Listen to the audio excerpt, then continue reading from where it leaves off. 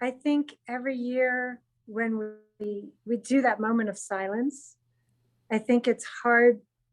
I sense from the students in the room, it's hard to kind of enter into that and feel like, you know, we really need to give this moment of silence because there's not a lot of feeling with it.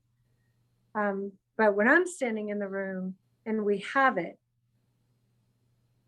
I feel the weight of what happened and just remembering that there were people whose day ended very suddenly, that there were a lot of emergency personnel, policemen, the fire department, soldiers even that ran and got involved and gave their lives. Many of them, I know, like our entire fire department was wiped out from where I lived. They all died except for three. So there were a lot that rushed to save people, and there are people that will do amazing things to take care of you.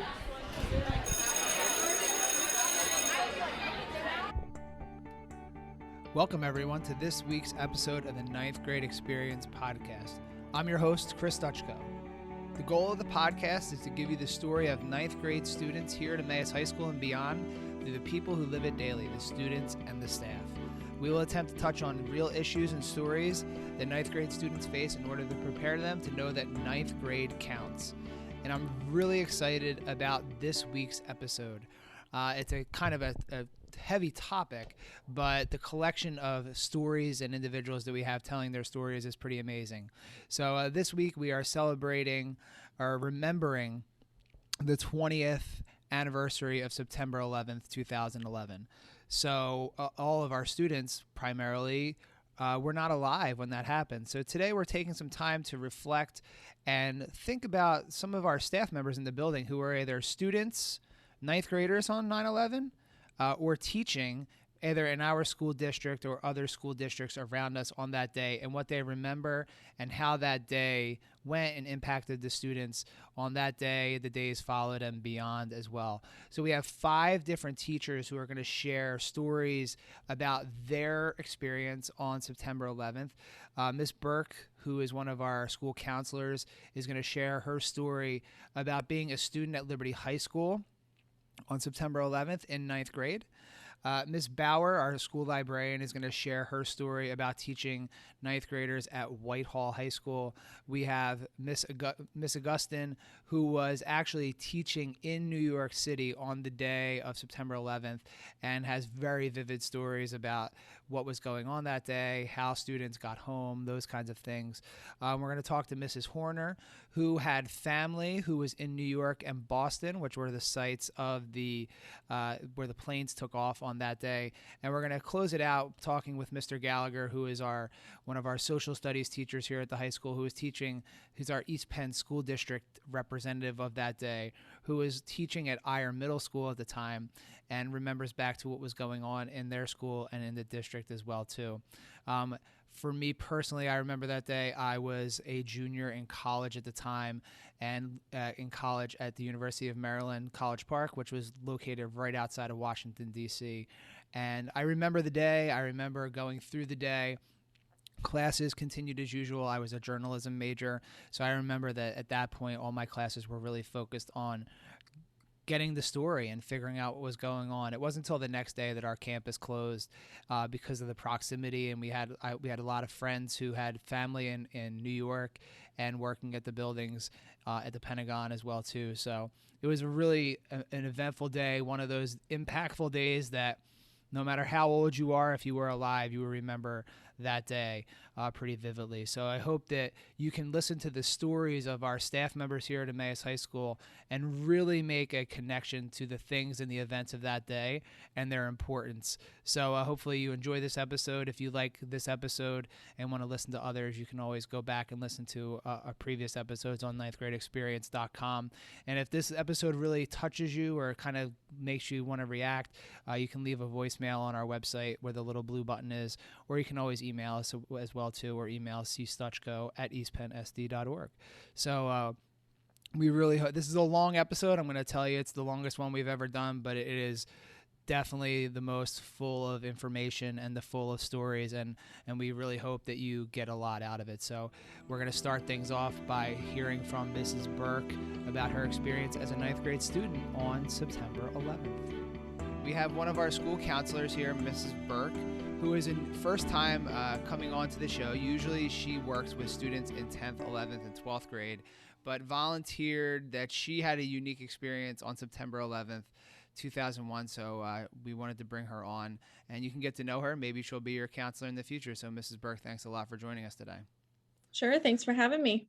So you bring a unique perspective to our ninth grade students because you were actually a ninth grade student on September 11th, 2001. Yep. It's a tough one to find in our building. We have a lot of older teachers, so I'm glad that somebody that was actually a ninth grader on that day is available to us. So what do you remember? You can tell us where you were. You can identify the school if you want. But what do you remember about being in ninth grade on that day? So I attended Liberty High School in Bethlehem, and I do remember I was in phys ed, so I was in physical education class, and we had just started a weight room like circuit training, and it's crazy because I remember sitting on the leg extension machine. And I was under, so the weight room that we were in, we had two different weight rooms, but the weight room we were in was under, I believe it was some sort of steps because the ceiling was slanted. So I'm assuming, I can't remember exactly, but I believe we were under steps. And so I remember sitting on the weight room or the leg extension machine. And my phys ed teacher was also the wrestling coach at Liberty. So he kind of like, I think he was a little bit more passionate about being the wrestling coach than a phys ed teacher. So he was kind of doing his own thing. And he did have like a smaller, like 13-inch TV on in his area there. So I remember it breaking news popping up, when you see those notifications when you're just watching television. And so I remember the breaking news popping up, and I remember seeing the Twin Towers, and he had turned it off right away. And we all kind of looked at each other. We wrapped, we were able to leave phys ed early. We went back in to change. And the rest of the day was really, it was strange because some were talking about it and some weren't. Some teachers had the TVs on, some didn't. I remember walking in some of the hallways throughout the day and seeing and having other students stop outside of classrooms that had windows where the TVs were on so they could try and get a glimpse of what was actually happening. So it kind of, I want to say it was like a free for all in the building, but I think everyone was so just surprised and sad and confused, and we didn't know what was going on until later that day when we got home, and we were able to watch the news a little bit more. But I definitely was in phys ed class on the leg extension machine under steps. And we always talk on the show with people about, they usually have very vivid ninth grade memories, whether it's an event or an activity they were involved in. And I'm sure you have other, hopefully better ninth grade memories than that. But I just think it's really interesting that you vividly remember like being in gym class on the machine, where it was.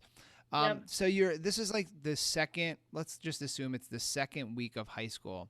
So you're trying to transition to high school. You're trying to like find your way, and then an event like this happens. Was there, in the days that followed, as best you remember, what was the impact on that and kind of getting, used to the school and getting acclimated? Was it just like, what were the next couple of days like?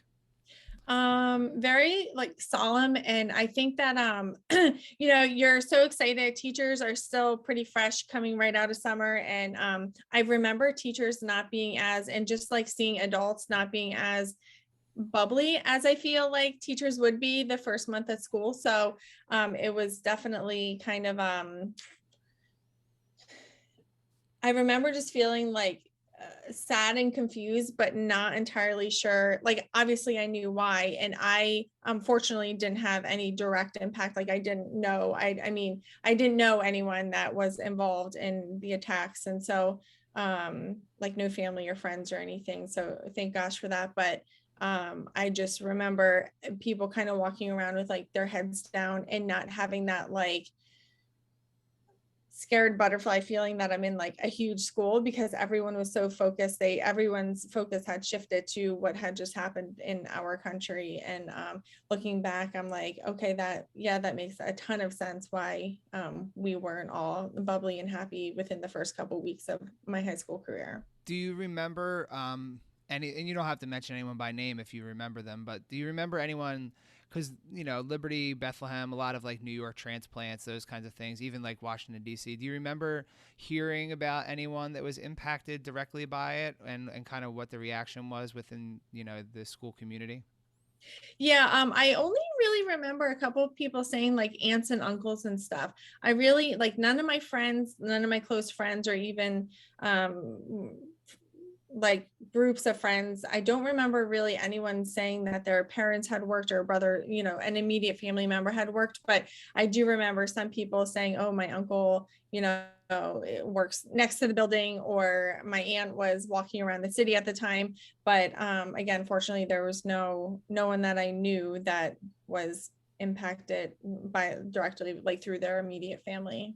And you were talking about how like kind of the mood of this school was kind of somber for a while. Do you remember kind of when it started turning back into, we'll just use air quotes, normal school, or kind of back into what you were anticipating your freshman year to be like?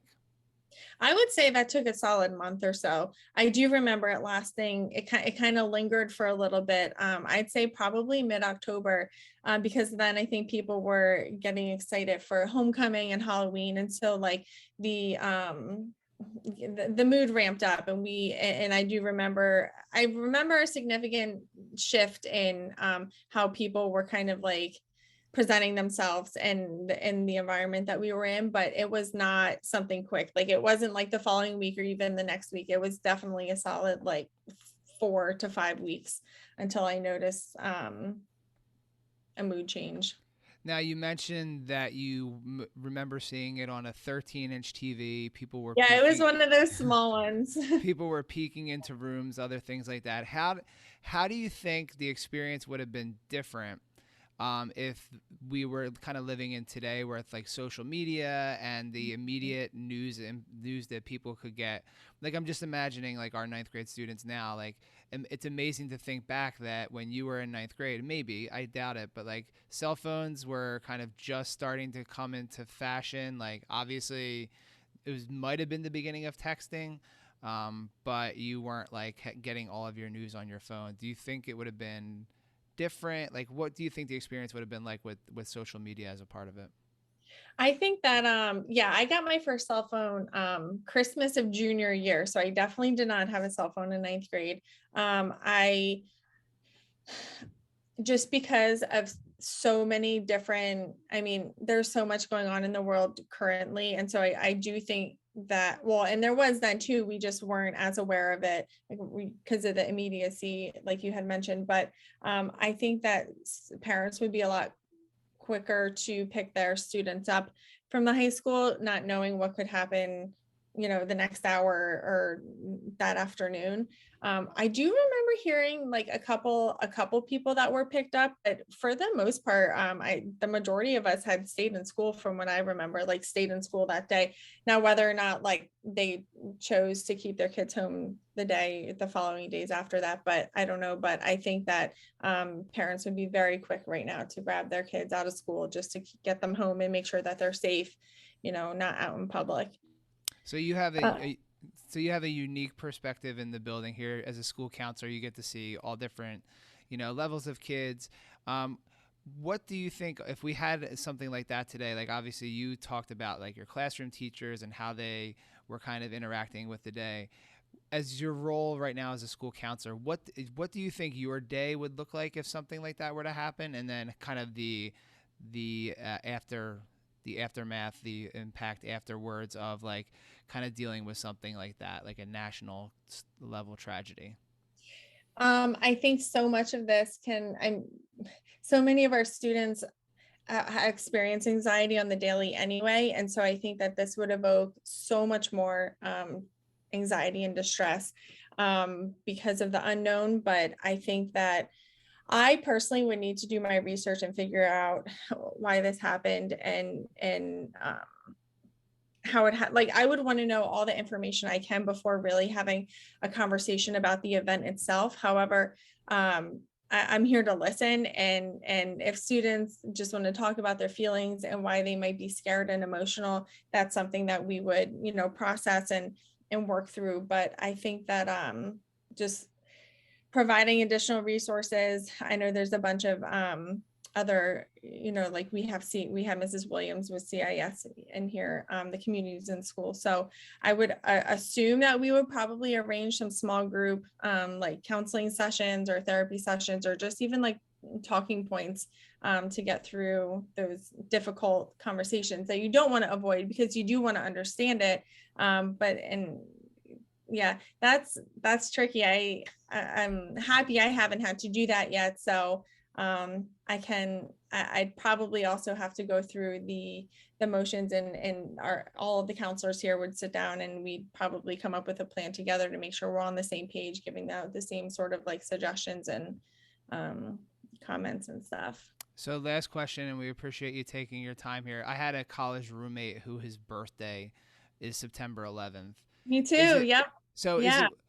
Is it weird that you have these memories of ninth grade, and we can come back on a different episode and talk about the rest of your ninth grade experience. But is it weird? Like, what is the feeling like to know that like your ninth grade year, kind of when you look back on it, that is like one of the defining moment, or something that like will always be associated with your ninth grade year? Definitely a unique way to start your high school career. I do remember like several years, even now, texting. It wasn't my college roommate, but one of my best friends from high school. Her birthday is 9/11, and so it's weird though. Do you say 9/11 or do you say it's September 11th? And because I feel like 9/11, whenever I say the numbers 9/11, I just think of like the logo almost that they've made out of it. I don't know if you've seen that. Yep. Like with the logo with the towers. Yeah. Yes, exactly. So when I say 9/11, I don't think of her birthday. I think of the event that happened. But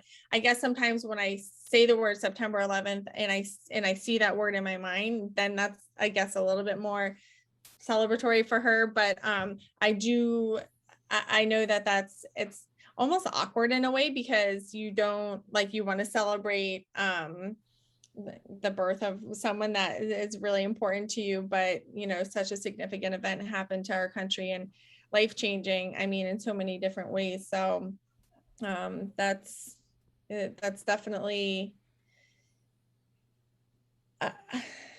there's so many words I want to use to describe what that means, but if anything, I think that it also, we were able to come together. I remember feeling really united afterward, being like, America is so strong and we're gonna come back stronger than ever. And I do remember that sense of like togetherness after that happened. So in a way, I certainly wasn't anything positive on us, but I guess if we're looking for the silver lining, then that probably would be it as well.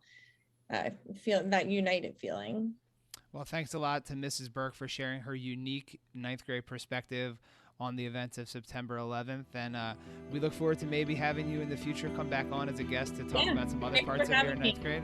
And we appreciate you joining us. Thanks a lot, Mr. Stuchko.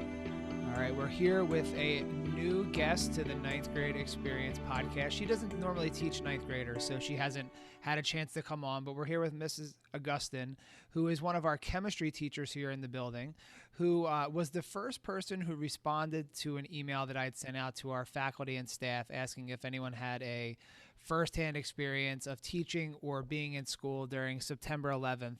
So we're excited to share her story, and we appreciate her taking some time out today to join us to tell us. So, Mrs. Augustin, thanks for joining us. My pleasure.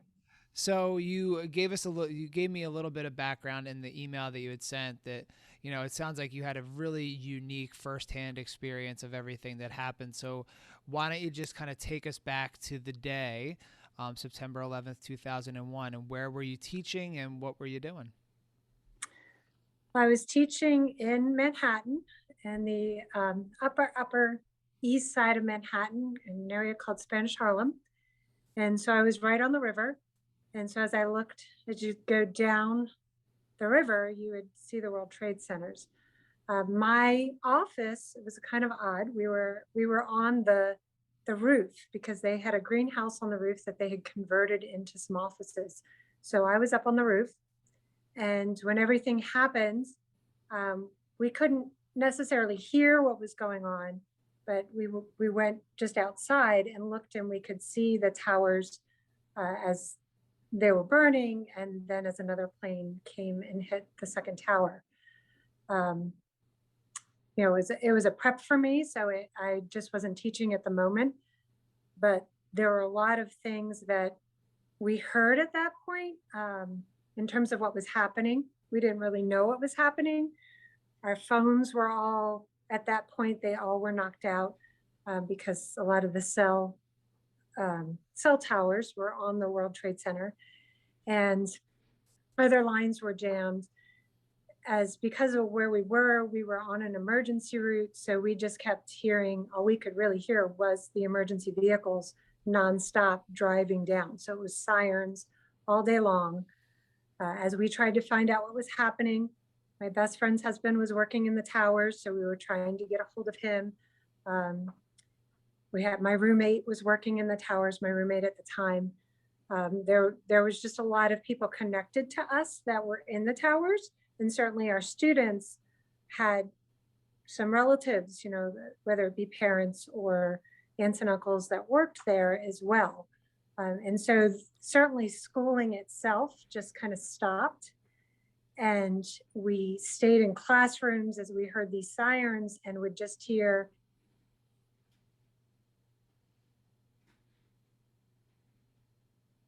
call the names of students over the loudspeaker, and they would leave. And otherwise we sat there wondering what was going on, if we were under attack in general, because we heard the Empire State Building was under attack. So we had no idea what was going on. We just kind of sat there and waited for information as to what to do. There was no transportation at that point because we all took public transport. So subways were knocked out because they go through that area, and buses weren't running. So we were just there till the end of the school day, at which point they pretty much just said, they assembled anybody together and said, you're just going to have to find a way home. You'll have to walk, which some people were 10, 15 miles away. Like, maybe there's somebody with a car that you can carpool with. If there is, go with them. If not, you're just kind of on your own at this point, even students. So we were all just figure out how to get home. Yeah, that's crazy to think that obviously there was no plan in place. Like, I know here at the high school we have a plan where if we need to leave the facility, we can go certain places, but there was probably no plan in place. So, you go through the rest of the day and you try to, you're just kind of managing the day as it was, and then the day ends. And then, how did kids find their way home? Like, did anyone stay, or I just think that's a really interesting wrinkle is you had all these kids, hundreds of kids, and you just kind of released them back out. And did they make their way home? How did they do it? I'm not exactly sure what some of them got rides with some teachers that might have driven. Some of them might have had friends in the neighborhood that they stayed with, and others, a lot of people in New York just walked. You walked over bridges, everybody carried their things and just walked together in mass. Really driving even was difficult at that point because everybody was walking. Yeah, I remember those are some of the classic scenes that you remember afterwards is just people just walking and not even really knowing where they're walking to, just trying to walk to get away from the heart of everything that was going on. How about for you personally? Were you able to make it back to where you were living at the time, or did you have to get rerouted, or how about your own personal, the rest of that day? There were some other teachers there that also lived in my area. And so one of the teachers had a car. So I was able to get a ride home. Thankfully, we all stuffed in her car. We didn't usually all travel with her, but we all stuffed in the car. And I just remember even driving, the streets were just filled with people. You were just kind of driving. I mean, there were cars driving, so it wasn't that you couldn't, but there were so many more people just walking, even as you went over bridges and everything to try to get home. I lived on an island called Roosevelt Island, which is part of Manhattan, but it's actually a separate island in the East River. So we had to go into Queens and then come back across another bridge to get onto the islands. And we could, from that island, we were closer to the World Trade Center than I was at the school. And so all the ash, all the smoke, everything was just coming right up the river because there were no buildings blocking at that point. So that was a lot of the smells. I just remember a lot of the smells and the heaviness of the air just kind of being, very polluted and hard to breathe, and still hearing those sirens. It was just, I felt like I heard sirens for at least 24 hours. It didn't stop. It was just constant emergency vehicles going back and forth, mostly going downtown, but you also had them coming back up. It was nonstop. So those are my sounds that I think of and my smells. Yeah, I can only imagine. I'm sure that is just imprinted in your mind. Even I'm sure, with this year being the 20th anniversary and kind of, remembering some of that stuff, I'm sure you could remember those or even probably comment on the smells and the sounds and kind of remember it like it was yesterday.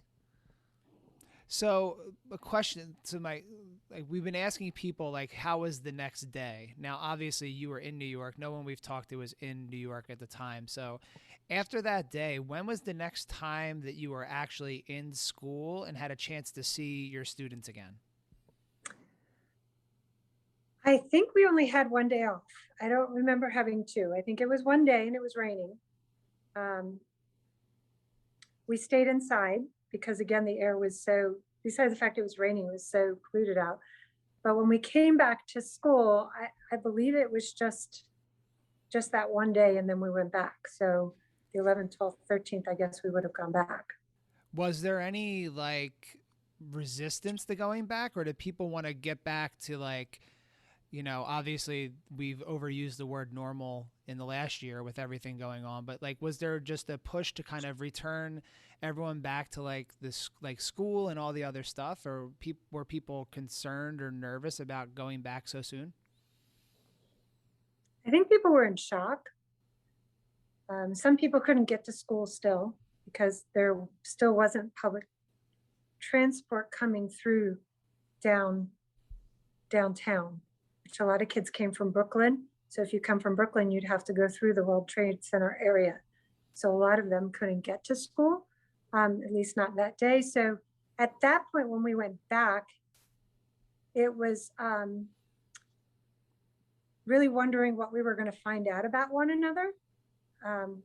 Was anyone going to have lost family members or people that were close to them? So there were people missing. We were certainly happy when people came because we didn't even know what happened that they weren't there. Was it transportation issues or was it deaths in the family?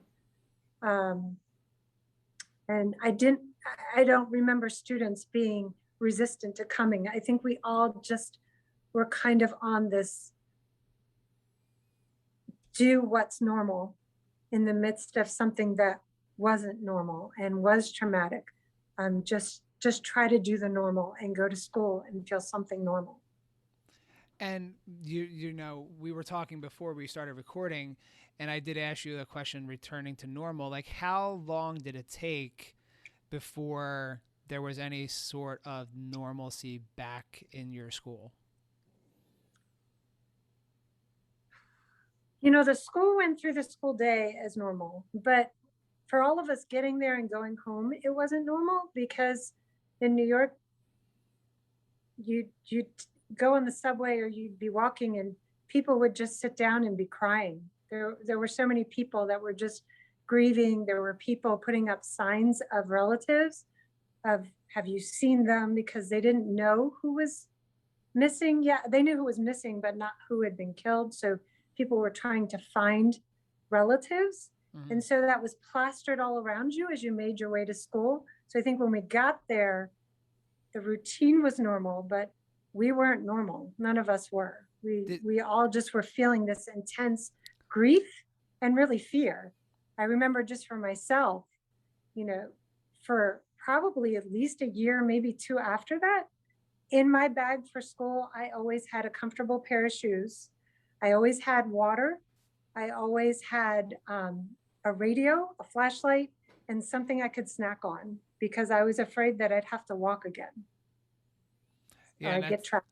yeah, and that's a really, a pretty vivid visual there. Like honestly, like you're preparing now, like it's now you have to always have that thought in your head about what do I do in case this does happen. So that's really a powerful like image just to imagine walking back and forth. You said the kids kind of went through their day normally. Now obviously every kid was different in different situations, but what was like the overall like tone of the students in the building? What was that like?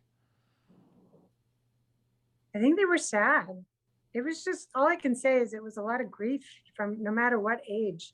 So the kids were just subdued and sad. Eventually, that sadness, I think, turned into anger. So then you saw a lot of, and that was months later.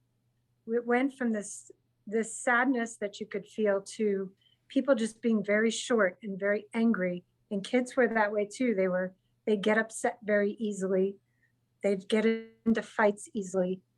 I think it was just part of the grieving process for them. So last question, and we really appreciate you kind of recounting some of these details. I know it must not be easy to kind of remember all the different stuff and have to go through with, remembering these different things.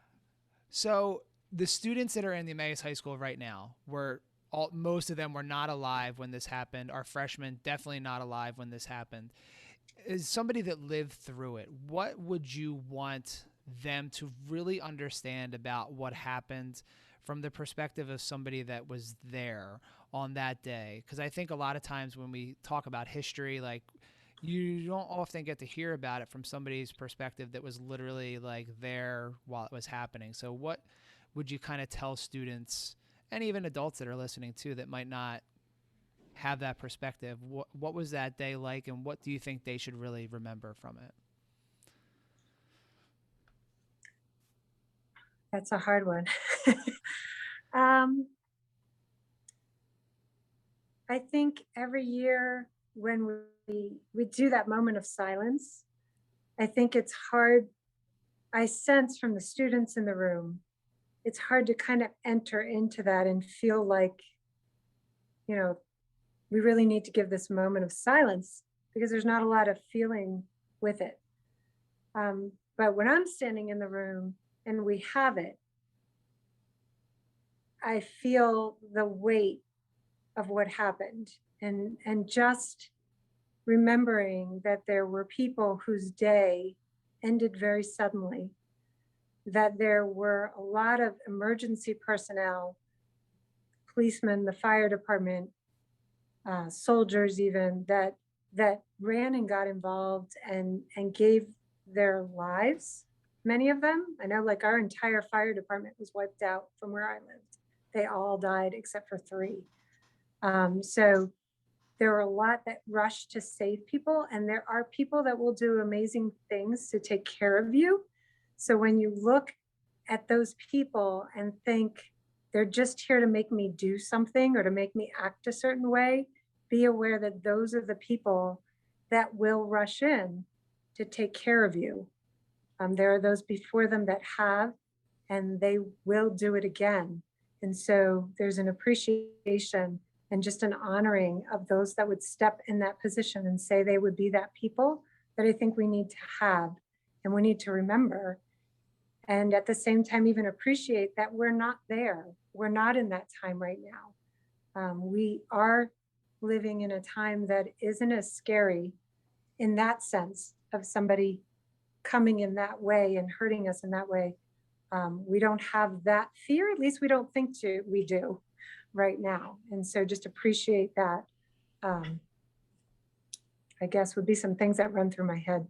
I think that's a great message to end on too, because I'm sure, if you're watching this on the day it actually happens, or even in school, we will do like a moment of silence. But I think a lot of times students don't have the context behind why we do the things that we do. And I think hopefully people take the time out to listen to your story and to really kind of put some real personal story behind the events of the day. So Mrs. Augustin, thank you so much for sharing your day that day with us, and all the experiences that you had during that day. So thanks a lot for joining us. Yeah, thank you. All right, we're here with Mrs. Horner. Mrs. Horner has been a previous guest on the Ninth Grade Experience podcast. You can check out in the show notes the episodes that she was on last year. And we're excited to have her back to tell her story about teaching and what some of her other sisters were actually experiencing on September 11th on that actual day. So thanks a lot for joining us, Mrs. Horner. Sure, thanks for having me. All right. So the first question we're asking everybody is, what were you doing on September 11th, 2001? I was student teaching. I was in Norristown, which is right outside Philadelphia, doing my student teaching. And I was at school, and somebody came into the classroom that I was teaching in and said, "Do you know what's going on?" And I was like, "I don't know. I don't know anything. I was student teaching. What do you mean, what's going on?" And they're like, "You need to come over here. You need to come over here." So I kind of pop out of the room. There was a substitute that day, actually. And so the substitute kind of took over for a second for me. And I went over, and they had the TV on in the room, like one room over, and they showed the first plane had crashed into the Twin Towers. So that's kind of where I was when it started. And then, so I have, Mr. Sushko, you already referenced, I have two sisters. One worked in New York City at the time, and the other one was living in Boston. So, of course, as soon as this happened, I knew it was happening in the city, and I knew that both my sisters were right there. Actually, the one who lives in Boston, she was flying a lot for work then, and she was actually in New York the day before, and her hotel room overlooked the Twin Towers. So I had just talked to her on the phone, and she was telling me about how she was in New York, had to go back home to Boston, and then was taking a flight out of Boston that next day. And that was the day that the Twin Towers collapsed and the bombing happened. So I knew that she was leaving from Boston, and people probably don't remember, but the hijackers flew out of Boston.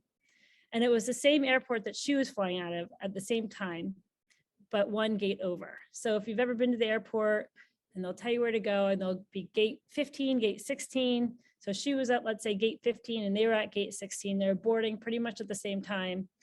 They were flying, I believe I know it was a further distance than her, because afterwards, I didn't realize this. So I didn't know if she was on the flight. So I was getting really upset and emotional. And did she get on a plane that day? Yeah. So she was on the plane. She was on a plane. Know. She was in the air. She didn't know that this had happened because they were both getting on at the same time. So the reason that they chose the flight that they chose is because it was a longer flight and it had more gas in the plane, which would cause more destruction. So the flight that they hijacked, and I don't remember, I want to say that one of them, I don't remember if it was her or them, were going to California. So I don't know, wherever they were going was a longer flight, the hijackers, than where my sister was going. Mm-hmm. So I didn't find all this out till later, but at the time I knew that she was on a flight leaving from Boston, the same airport at the same time. So, and she was in there, and I did not know where she was. So that was scary. So that was my one sister. Then my other sister lives in New York City. She was going to work. She said she was going down into the subway to get the subway up to work. And when she went down into the subway, it was just another day. She had gone up that morning. She went for a run. She lived where she kind of ran by the Twin Towers, actually, ran home, got ready for work, went down into the subway. And she said that when she got to where she was getting off, she got out of the subway and there was already chaos. So the first tower went down when she was down in the subway. So she comes up and there's people running everywhere and freaking out. And she's like, what is going on? She had no idea what was going on. And somebody said, you know, that something happened to one of the Twin Towers. What they told her was that a plane flew too close to the Twin Tower and accidentally like clipped it or ran into it, and the Twin Tower went down. So at this point, she's like, oh my gosh, that's a horrible accident. This is crazy. I can't believe that happened. So people are running everywhere, and there's like a huge dust, like smoke dust cloud going through the city. So she ran to her office because that was closest to her, for her. So she went to her office. She worked at the Chrysler building. She went up to her, you know, wherever floor she was at, and just to try to stay safe. And then she was there, and then the second one hit. And she could look out the windows from her office and see where the Twin Towers were.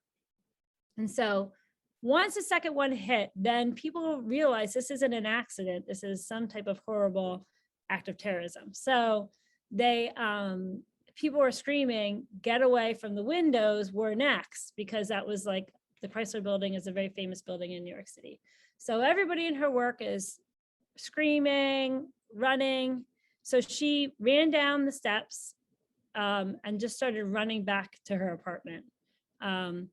And I believe she was kind of running against the direction all the other people were going. And she just got back to her apartment. She had a friend who, like a couple that she knew, that came to her apartment because it was closer and they couldn't get from work to, I guess they met up somehow and were trying to get to safety, but couldn't get to where they lived. And she said they had just like towels, like bath towels almost over their face and over their bodies, just so they could try to breathe, because the cloud of smoke was so, you couldn't even breathe. It was just going in your lungs and burning your lungs.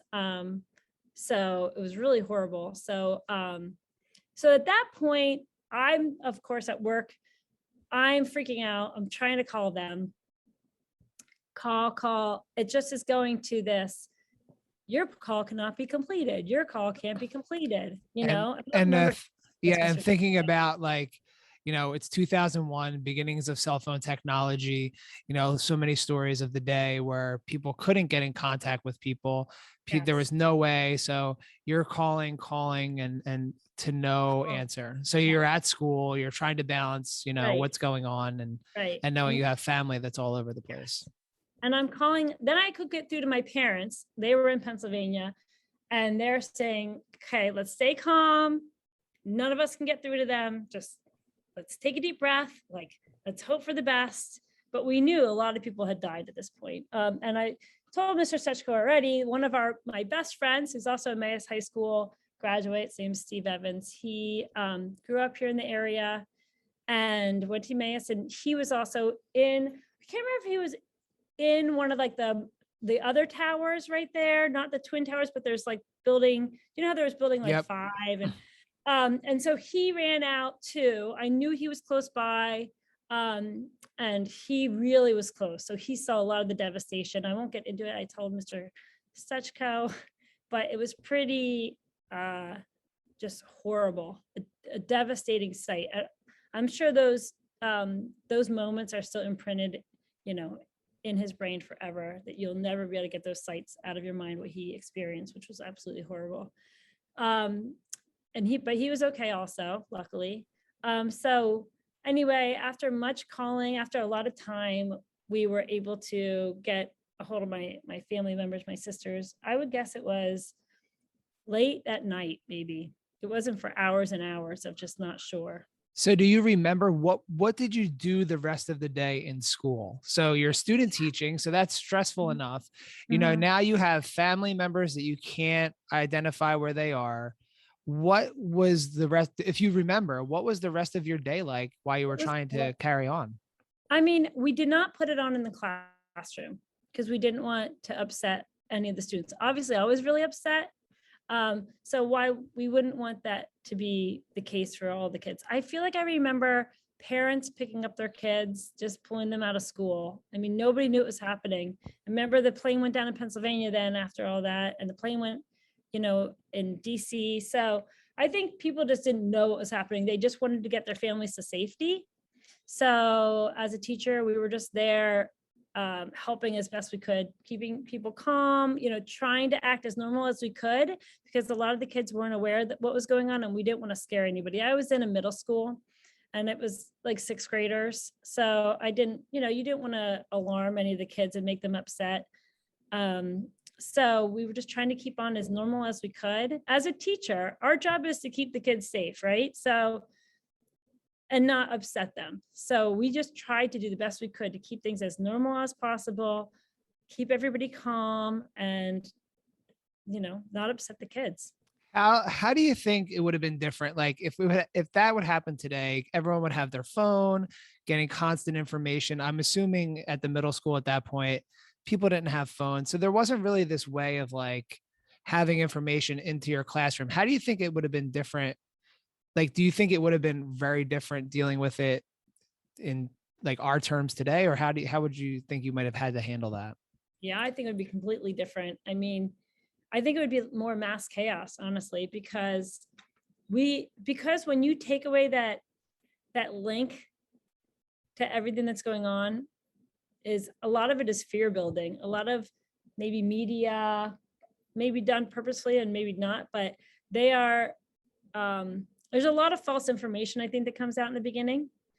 So people are just getting information and reacting to maybe what's not even true.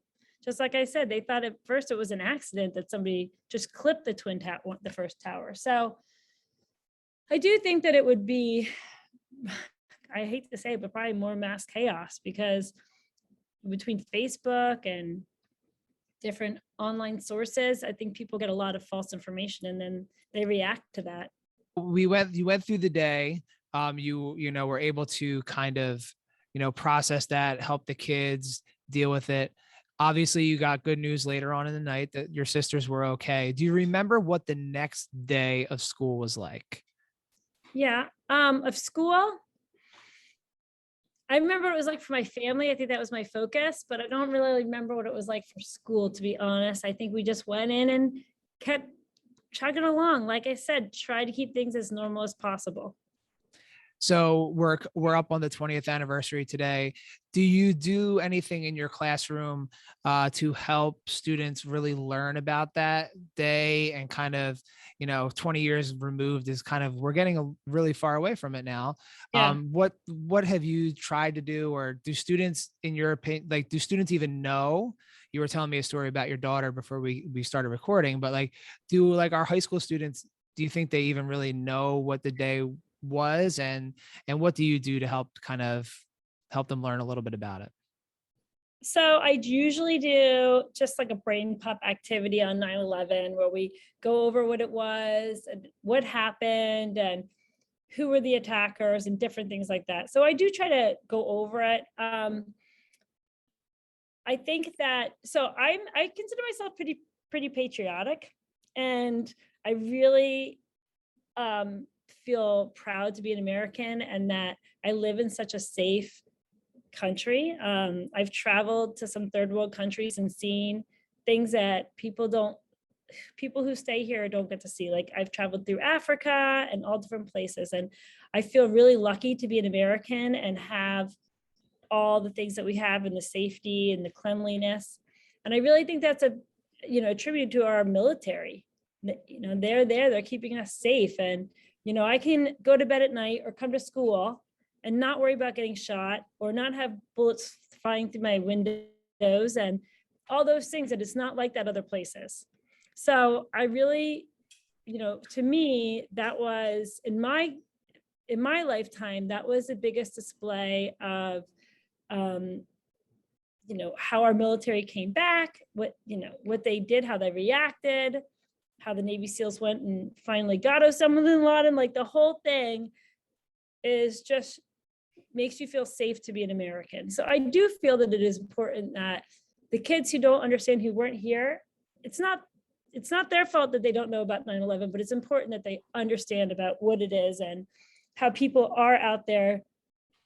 People don't like Americans in other countries, and we still stay safe somehow. And I just feel like it's important to understand it, to know about it, and to realize that because of our military, we are a very safe country. So we appreciate Mrs. Horner for taking some time out to give us that story, so much like detail and, the firsthand accounts from your siblings. And it's just, I think throughout this episode, we're going to hear so many different stories from different people. And it's really interesting to be able to share such a personal story and connection to your student teaching and to your family and to everything that happened on that day. So thanks a lot for joining us. Sure, thanks for having me. So we're here with Miss Bauer, who is volunteered to give us her perspective on being a teacher on September 11th, 2001. She is a prior podcast guest. We'll link to her other episodes in the show notes so you can kind of see where she talks a lot about her backstory and other stuff as well too. But we're here to have her talk about September 11th specifically. So Miss Bauer, thanks a lot for joining us this morning. You're welcome. Thank you for having me. So we've been asking everybody to share their experience of being a teacher or a student on September 11th. So can you let us know where you were and what you were up to? I was in the English hallway of Whitehall High School, and my class just arrived. I was in the English hallway of Whitehall High School, and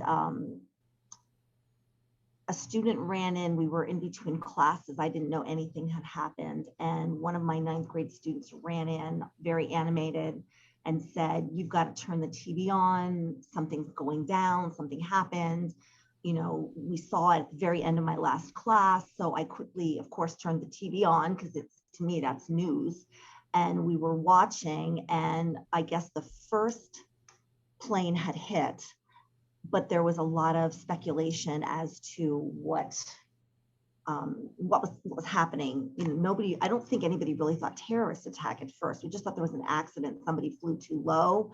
And it was pretty traumatic because I have a student, I didn't know it at the time, but I have a student in my first period back then who actually had a father who was in one of the towers, but she was out of my classroom by that time. So, and at the time I didn't even know that. That all came together later, but we were all just kind of speculating. And then it wasn't too much longer, maybe 15, 20 minutes later, that the other one hit. And we saw that I think everybody saw that live, because at that point people had every video camera in America or, pointed at the towers, and we saw that. And then a announcement came out that said we were not, as teachers, allowed to have our televisions on anymore.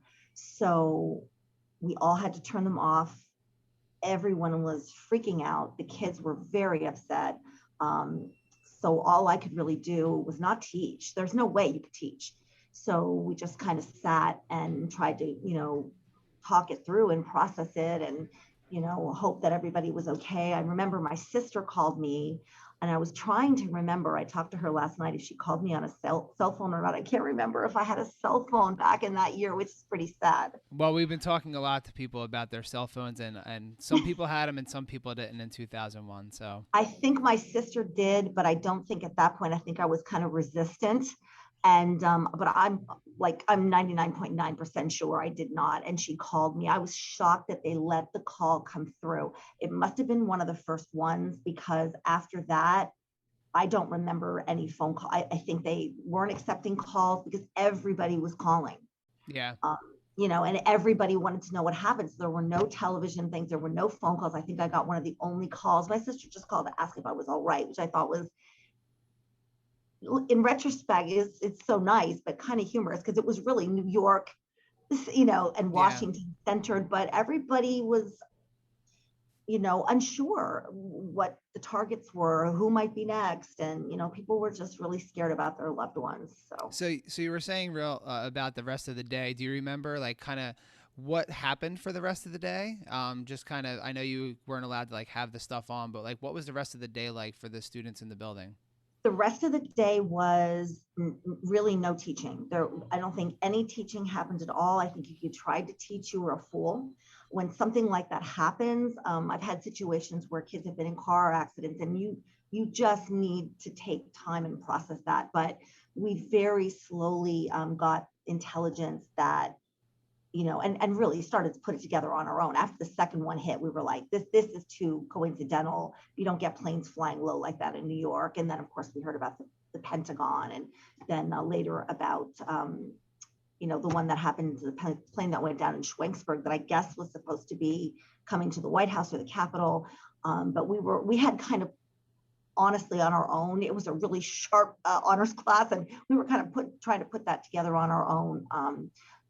And we were, just confirmed then in what we thought a little bit later. But it was just processing. That's all the day was, and calming people down. Kids were crying. Yeah. These were high school kids, and they were crying. And I can only imagine what the girl who was in my first period class must have been going through, because her father didn't make it, as I found out later. And you were teaching ninth graders at the time, right? Ninth grade English, yes. And I think we were doing Romeo and Juliet. Thank goodness we hadn't got to the super tragedy part of it yet, Yeah. Which is kind of heavy on its own. But the kids it was the beginning of that period. And like I said, some kid came literally running in, and he was never first for class. And we saw maybe 20 minutes before the school just shut down the whole experience. And one last question for you here, because I know you have a class that just came in, but what was it like the days after? Do you remember the days after? And when did the return, I've been using like a return to normalcy in the building happen? Like, do you remember kind of like how that process was afterwards? I do remember some of it. Our school always acted as if back then, for anything that was traumatic, whether it was something like this, it was the passing of a student or a faculty member, it was treated back then like business as usual, like that was the best way to handle it. So again, we weren't supposed to be, turning TVs on to news reports. We really weren't supposed to be talking about it, like continuing to talk about it. That day, they couldn't have stopped me or anybody from talking about it, but we were supposed to try to shut that down for the most part going forward and get back to normal. The quicker we got back to normal, the quicker everything would kind of go away in everybody's head. And honestly, it didn't work that way for me. I think I mentioned to you earlier, I was in a classroom student teaching when the Challenger exploded. We were all watching the first teacher in space. And that was a junior high school. And those kids, just about every kid in the classroom started screaming, crying. 9/11 really brought that back, really brought that home to me. It wasn't quite as bad because the students were older and they were a little bit better able to keep it together, and we could talk about it more. It's harder to talk with junior high school students, sixth graders, but that's what they encouraged us to do. Just go on as normal, and that was very hard for me. And last question, are there any books or anything in the library that you have related to 9/11 that if people wanted to come and check out? We do. We have a lot of nonfiction books. We have poetry selections. We have at least one graphic novel, and we do have fictional stories about people who, before, during, or after met up on that day, and how, their backgrounds might have been diverse, but how that particular event might have brought them together, just a common experience. So yes, we have lots. So if you're interested in any additional resources after you listen to this, Miss Bauer in the library has all those. I know you have to run. Thanks a lot for your time and for reflecting back on the day, Miss Bauer. I'm going to add one more thing, and then I'm going to bug out. Sure. I did visit Ground Zero with a class when I, a little bit later in my teaching career. I would really recommend people check that out. It was really moving. I was through the experience, of 9/11, so maybe more so for me, but it was huge. I'm sure you remember. So yeah, learning about it was awesome, but going there is a completely different experience. Books are great, but going there is different. I agree. I was there. I went there too to visit, and haven't been to the museum, like the one that they just built. But yeah, it's definitely learning history by being a part of it. So thank you very much, and we appreciate your time. Thank you. We're here with Mr. Gallagher. Mr. Gallagher is also, we have a lot of first timers today onto the podcast. I sent out, like I said previously, I sent out an email, I got some responses back, and Mr. Gallagher is a member of our social studies department. He teaches a lot of the upper level classes. He teaches our humanities class. So really, we don't have a chance to talk to him about a whole lot of ninth grade issues, but he jumped at the opportunity to come on and talk some history with us here to represent our social studies department and the East Penn School District. He is our lone person that was teaching in the East Penn School District on September 11th, 2001. So Mr. Gallagher, thanks a lot for joining us today. Well, thank you for the invitation, Mr. Stutzko. It's a pleasure, truly. So we just asked everyone the very basic question right up at the front. So where were you on September 11th, 2001? I was at Eyer Middle School, was the middle school then. I was teaching 7th grade, and the way the timing worked out, I think it was about our second period class was my team meeting and prep time. They were combined at that time. So I was free that period. And I actually, just a little bit before 9, what was it, about 8:53 or something a.m., I walked down to the library, and one of the library aides told me, "Did you hear a plane crashed into the World Trade Center?" And I said, "No, really?" And she said, "Yes, it was just on the news." So I went back to my room, turned on the TV, and was watching the coverage of that. And then it was just, approximately 10 minutes later or so, that I was watching the news, and they were filming the tower that got hit. I guess it was Tower 2 that got hit first, I think. Yep. And then I saw live the second plane hit that. And so you didn't have students at the time. No, So not- kind of not you yet. were able to kind of process it a little bit on your own. But Right. so do you remember like the rest of the day, like what they did next at Eyer?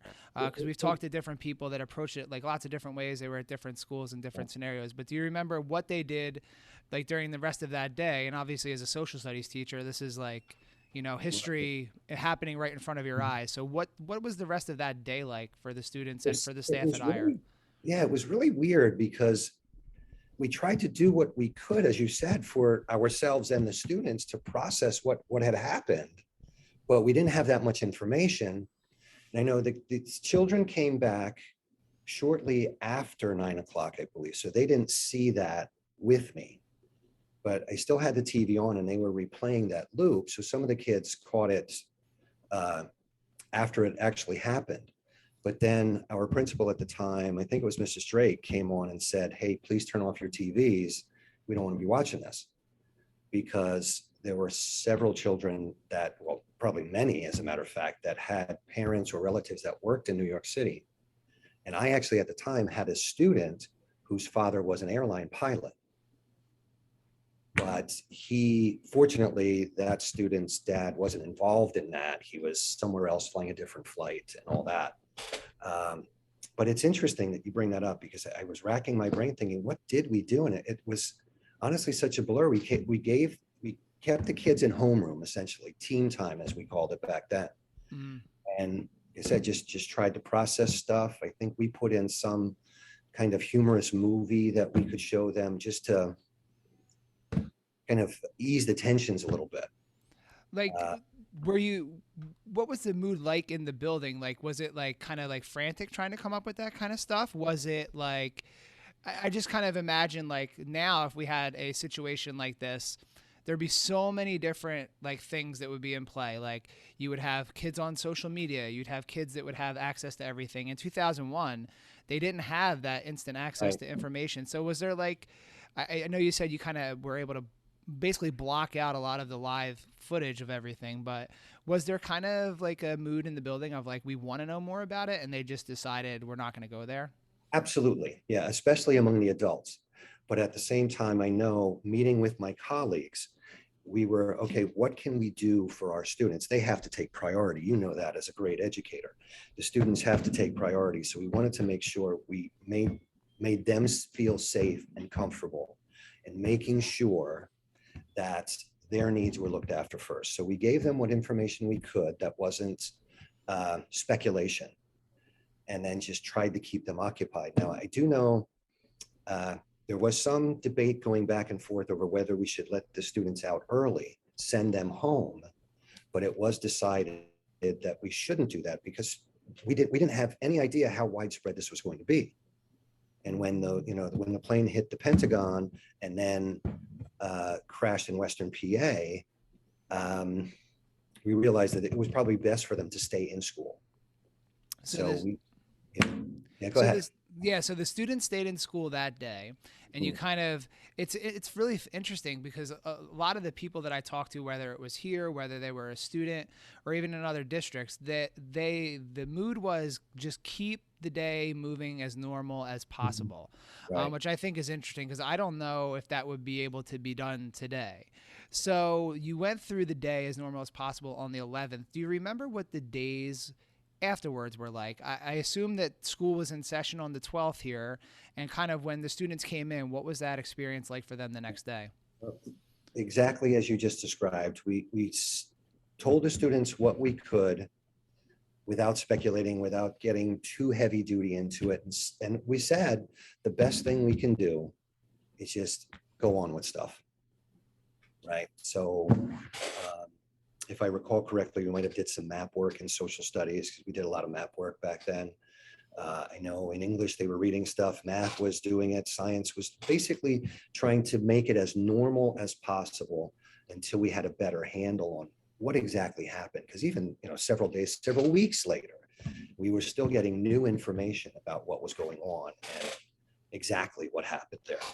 So kind of, I've been asking this to everyone too, like when can you say that like there was like a quote return to normal, or did it take a long time for were students kind of on edge about any of it? Do you remember them being worried about like potential future attacks, or even like from the district point of view of like kind of how they handled it?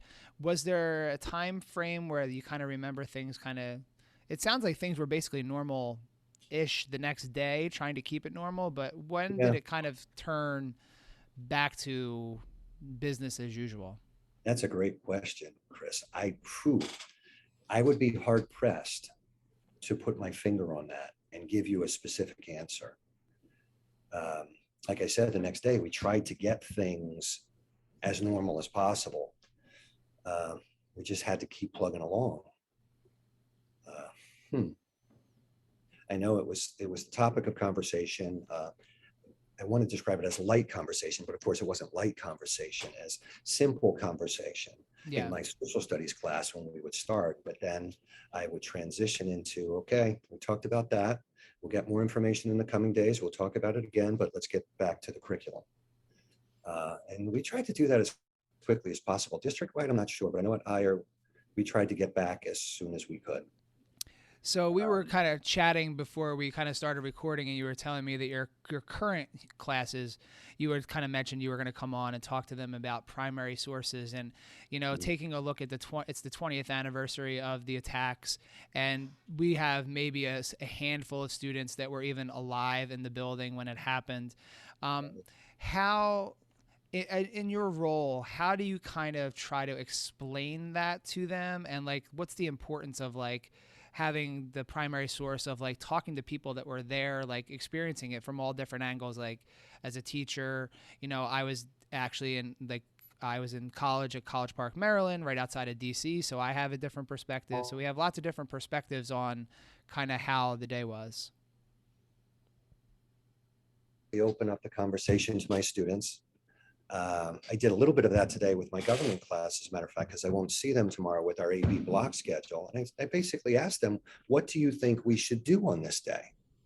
Obviously, we don't celebrate it, but we memorialize the people who suffered there and who were impacted by it.